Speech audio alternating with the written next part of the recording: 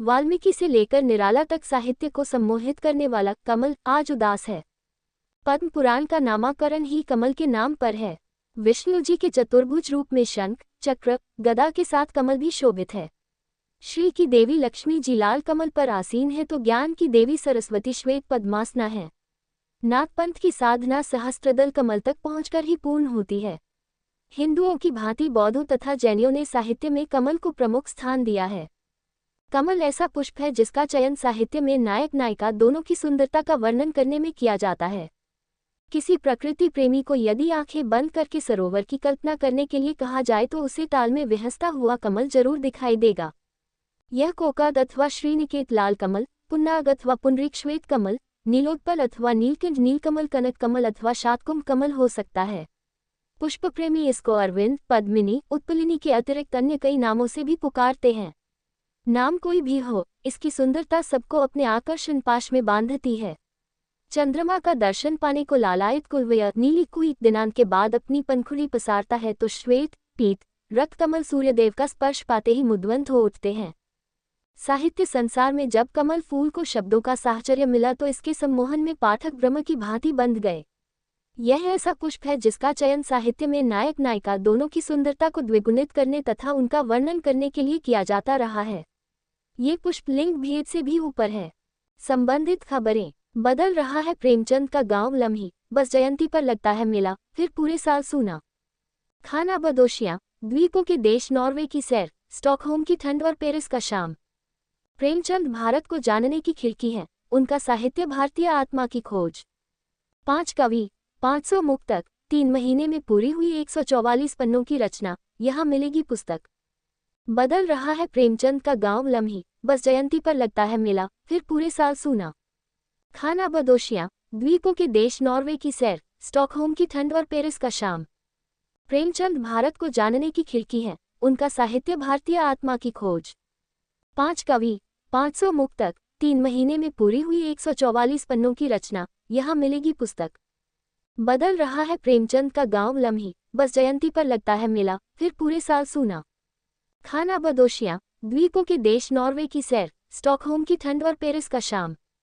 पवन संग मंद मंद विहसते कमल दल को देखकर बरबस ही कितने ही ऐसे नयन, आधर, चरण स्मृति पटल पर मुस्कुराने लगते हैं जो साहित्य में कालजयी हैं। हमारे धर्म, संस्कृति, दर्शन तथा जनमानस में पुरातन काल से ही कमल का विशिष्ट स्थान रहा है। वाल्मीकि रामायण में आदिकवि वाल्मीकि राम सीता के नेत्रों की उपमा के लिए कमल पुष्प का ही बारंबार चयन करते हैं। इसके अतिरिक्त जब सीता अशोक वाटिका में चिंताग्रस्त है तो शुभ शगुन इंगित करते हुए वाल्मीकि लिखते हैं, उस समय सुंदर केशुवली सीता का बांकी बरौनियों से घिरा हुआ परम मनोहर काला, श्वेत और विशाल बायां नेत्र फड़कने लगा जैसे मछली के आघात से कमल हिलने लगा हो। वाल्मीकि रामायण सुंदरकांड। रामचरितमानस में गोस्वामी तुलसीदास श्रीराम के रूप का वर्णन कमल के माध्यम से कुछ इस प्रकार करते हैं। नवकंज लोचन कंज मुख, कर कंज पद कंजारुण, उनके नयन खिले कमल की तरह हैं। मुंह, हाथ और पैर भी लाल रंग के कमल की तरह हैं। जब बात रामचरितमानस की हो रही है तो मानस प्रेमी को इस पंक्ति का अवश्य स्मरण आ रहा होगा। नीलांबुज श्यामल कोमलांगम, नीलकमल के समान श्यामल, सुंदर, सांवले और मनोहर अंग वाले श्री राम हैं। जब प्रेम, प्रणय, अन्य मनोभावों तथा शारीरिक, प्राकृतिक सौंदर्य के वर्णन के लिए कमल का संसर्ग कालिदास की लेखनी से हुआ तो शब्द शब्दल की भांति प्रस्फुटित हो उठे।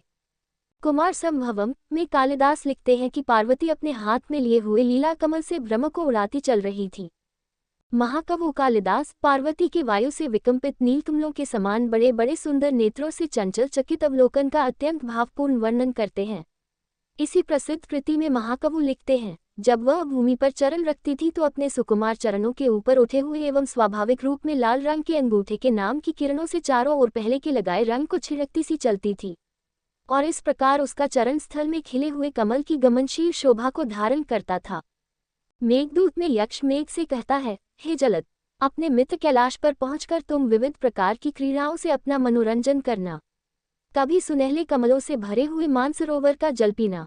मेघदूत में जिस अलकापुरी का वर्णन है उसकी बावलियां नित्य कमलों से प्रस्फुटित रहती हैं।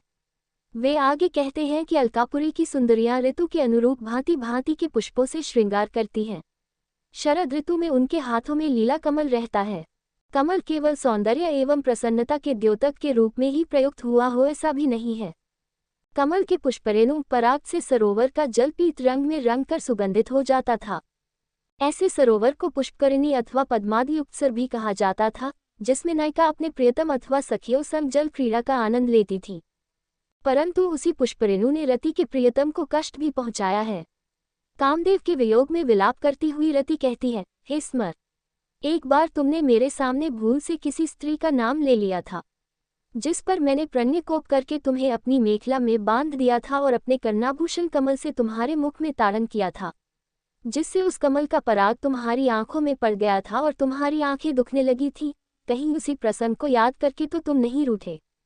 केवल कमल पुष्पी आभूषण के रूप में प्रयुक्त नहीं हुए, बल्कि इसके मृणाल का कंगन भी शकुंतला के साथ साथ अन्य कई नायिकाओं ने धारण किया है। कमल पत्र प्रेमपत्र में भी परिवर्तित हुआ है, तो दुष्यंत से वियोग के ताप को शीतलता प्रदान करने के लिए शकुंतला को उसकी सखी कमल के पत्तों से पंखा झलती है। मेघदूत में हथिनी बड़े प्रेम से कमल के पुष्परेणु से सुगंधित जल को अपनी सूंड से निकाल कर अपने प्रियतम गजराज को पिलाती है और चक्रवाक पक्षी आदि कुतरी हुई मृणाल को अपनी प्रिया चक्रवाकी को उपहार देता है। प्राचीन काल में स्वर्ण एवं मोती माणिक्य के आभूषणों में कमल अंकित होता था। रामायणकालीन संस्कृति में कर्णवेष्ट एक प्रकार का चौकोर कुंडल होता था, जिस पर कमल अंकित रहता था। आभूषणों में पुष्प आभूषण का अलग ही स्थान था। स्त्रियां केशपाश में कुंद का पुष्प गूंथती थी तो कभी कुर्बक के फूलों से वेणी सज्जा करती थीं। कानों में कर्णिकार और शिरीष के फूल शोभित होते थे। कदम के पुष्प भी उनकी शोभा वृद्धि करते थे। लोत्र पुष्प के पराग से वे अपने मुख की शोभा बढ़ाती थीं। कमल के पुष्प तथा कमलनाल भी आभूषण बनते थे। जल क्रीड़ा के लिए उन्हें कमल प्रिय था। लीला कमलों को अपने हाथों में लेकर क्रीड़ा तथा विनोद करती थीं। स्त्री पुरुष विशेष अवसरों पर घुटनों तक लटकने वाली माला धारण करते थे। केवल संस्कृत साहित्य में कमल को विशिष्ट स्थान मिला हो ऐसा नहीं है। हिंदी साहित्य की बात करें तो कामायनी में जयशंकर प्रसाद श्रद्धा सर्ग में लिखते हैं कि मुख नीचा कमल समान, प्रथम कवि का जो सुंदर छंद। यहाँ सूर्यकांत त्रिपाठी निराला की शक्ति पूजा का स्मरण होना स्वाभाविक है। जब श्रीराम देवी दुर्गा की पूजा में 108 कमल में एक कम होने पर अपने नेत्र नीलकमल को अर्पित करने के लिए तत्पर हो जाते हैं, तब देवी दुर्गा प्रसन्न होकर दर्शन देती हैं। जायसी के पद्मावत को कैसे भूला जा सकता है, जब वह पद्मावती को कमल और सखियों को अन्य फूलों के समान कहते हैं। अब यदि आपका मन बचपन को याद करने लगा हो तो आपके प्रसिद्ध कविता स्वयं ही गुनगुना उठेंगे, जहाँ कवि रात की तंद्रा भगाने तथा जीवन में आगे बढ़ने का संदेश दे रहे हैं। उठो लाल अब आंखें खोलो, पानी लाए हूँ मुंह धोलो, बीती रात कमल दल फूले। कवि संदेश दे रहे हैं कि अंधकार जा चुका है, तुम भी कमल के दल की भांति खिलो, महको और अपना जीवन सार्थक करो। अथर्ववेद, ऋग्वेद के साथ अन्य पुराणों उपनिषदों में भी कमल पुष्प का विशिष्ट स्थान है, जहाँ कमल को सौंदर्य, कोमलता, पवित्रता का प्रतिमान माना गया है। भागवत पुराण के अनुसार विष्णु जी की नाभि से कमल की उत्पत्ति हुई और उस कमल से ब्रह्मा जी ने सृष्टि की रचना की। विष्णु पुराण में लक्ष्मी जी के लिए श्लोक में कमल का कई बार प्रयोग हुआ है। कमल आसन वाली, कमल जैसे हाथों वाली, कमल के पत्तों जैसी आंखों वाली, कमल जैसे सुंदर मुख वाली और कमल की नाभि वाले भगवान विष्णु की प्रिय देवी, मैं आपकी वंदना करता हूँ। श्री सूक्त के प्रारंभ में ही कहा गया है, पद्मे स्थिता पद्मवर्णा तामेहोपद्वये श्रियम, अर्थात कमल के आसन पर विराजमान तथा पद्मवर्णा है उन लक्ष्मी देवी का मैं यहाँ आवाह करता हूँ। दुर्गा सप्तशती में कवच का पाठ करते हुए इस श्लोक में आप कमल को पाएंगे। लक्ष्मी पद्मासना देवी पद्महस्ता हरिप्रिया, अर्थात भगवान विष्णु की प्रियतमा लक्ष्मी देवी कमल के आसन पर विराजमान है और हाथों में कमल धारण किए हुए हैं। लक्ष्मी सूक्त में ता पद्मिनी शरण प्रपद्यन्ते, अर्थात कमलवत आकार वाली लक्ष्मी की शरण में जाता हूँ। पद्मान्य पद्मुरु पद्माक्षी पद्म संभवे, तन्मे भजस्व पद्माक्षी में सौख्यम लभाम्यहम। हे लक्ष्मी देवी, आपका श्रीमुख, उरुभाग, नेत्र आदि कमल के समान है। आपकी उत्पत्ति कमल से हुई है। हे कमल नयनी, मैं आपका स्मरण करता हूँ, आप मुझ पर कृपा करें। कमल पुरातन युग से धर्म, संस्कृति, दर्शन और साहित्य के माध्यम से अनवरत यात्रा कर रहा है। परंतु वर्तमान युग में कमल उदास है, क्योंकि आज लोगों के पास इतना समय नहीं है कि वे कुछ देर ठहरकर किसी कमल को निहार लें। शायद कभी समय और मन दोनों कमल के आकर्षण पाश में बंधना भी चाहे तो आसपास कोई ताल या झील नहीं कि कमल स्वेच्छा से खिल सके। जहां नदी सूख रही हो, कमल खिलने वाली जगहों पर कंक्रीट के जंगल खड़े हो गए हों, अपनी बगिया में कांटों भरे और विदेशी पौधे दिखने लगे हों तो कमल को कौन याद करे। कमल के गुणों को देखते हुए हमारे जीवन में इसका स्थान होना चाहिए, उससे शिक्षा ग्रहण करनी चाहिए। कमल को पंकज भी कहते हैं जो कीचड़ में जन्म लेता है परंतु वह कीचड़ को आत्मसात नहीं करता, निर्लिप्त भाव से मुस्कुराता रहता है।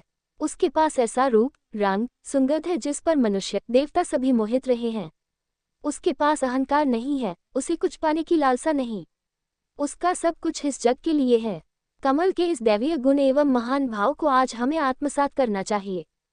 हेलो फ्रेंड्स, आज का वीडियो यही तक है। आशा करता हूँ कि आप लोगों को यह वीडियो अच्छा लगा होगा। हमारे वीडियो को लाइक कीजिए, सब्सक्राइब कीजिए, शेयर कीजिए, कमेंट कीजिए, फॉलो कीजिए, लाइक कीजिए। जय हिंद, CNNVT DDHD, जय भारत। अगला वीडियो में सेवा करने का मौका दीजिए। फिर मिलेंगे फ्रेंड, तब तक गुड नाइट।